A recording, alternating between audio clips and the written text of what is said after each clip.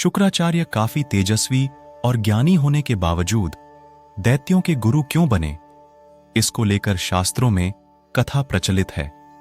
आज जानते हैं उस कथा के बारे में।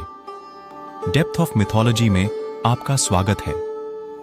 वीडियो अच्छी लगे तो लाइक सब्सक्राइब कर देना। चलिए शुरू करते हैं। पौराणिक कथा के अनुसार शुक्राचार्य महर्षि भृगु के पुत्र और भगवान विष्णु के भक्त प्रहलाद के भांजे थे। महर्षि भृगु की पहली पत्नी का नाम ख्याति था, जो उनके भाई दक्ष की कन्या थीं। ख्याति से महर्षि भृगु को 2 पुत्र धाता और विधाता मिले और एक बेटी लक्ष्मी का भी जन्म हुआ। लक्ष्मी का विवाह उन्होंने भगवान विष्णु से कर दिया। महर्षि भृगु के और भी पुत्र थे, जैसे उष्णस और च्यवन आदि। माना जाता है कि उष्णस ही आगे चल के शुक्राचार्य बने। वहीं एक अन्य कथा के अनुसार शुक्राचार्य महर्षि भृगु और हिरण्यकश्यपु की पुत्री दिव्या के संतान थे। शुक्राचार्य का जन्म शुक्रवार को हुआ, इसलिए महर्षि भृगु ने इसका नाम शुक्र रखा था।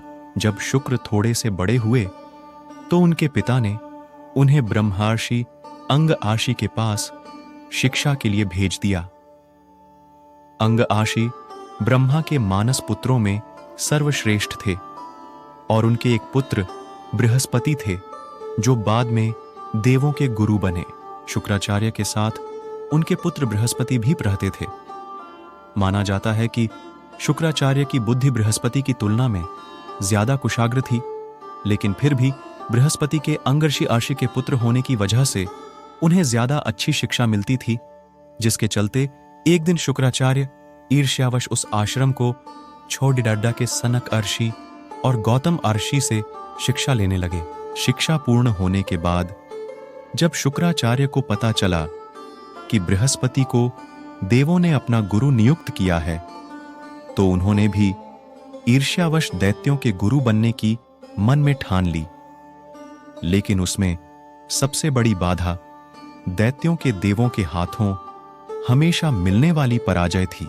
इसके बाद शुक्राचार्य मन ही मन ये सोचने लगे कि अगर वह भगवान को शिव को प्रसन्न करके उनसे संजीवनी मंत्र प्राप्त कर लेते हैं, तो वह दैत्यों को विजय दिलवा सकते हैं। इसके बाद उन्होंने भगवान शिव की कठोर तपस्या शुरू कर दी। उधर देवों ने मौके का फायदा उठा के दैत्यों का संहार आरंभ कर दिया। शुक्राचार्य को तपस्या में जान के दैत्य उनकी माता के शरण में चले गए। ख्याति ने दैत्यों को शरण दी और जो भी देवता दैत्य को मारने आता, वे उसे मूर्छित कर देती या फिर अपनी शक्तियों से लकवाग्रस्त कर देती। ऐसे में दैत्य बलशाली हो गए और धरती में पाप बढ़ने लगा। तब धरती पर पुनः धर्म की स्थापना के लिए भगवान विष्णु ने शुक्राचार्य की मां और भृगु आशी की पत्नी ख्याति का सुदर्शन चक्र से सिर काट के दैत्यों के संहार में देवों की ओर समूचे जगत की मदद की।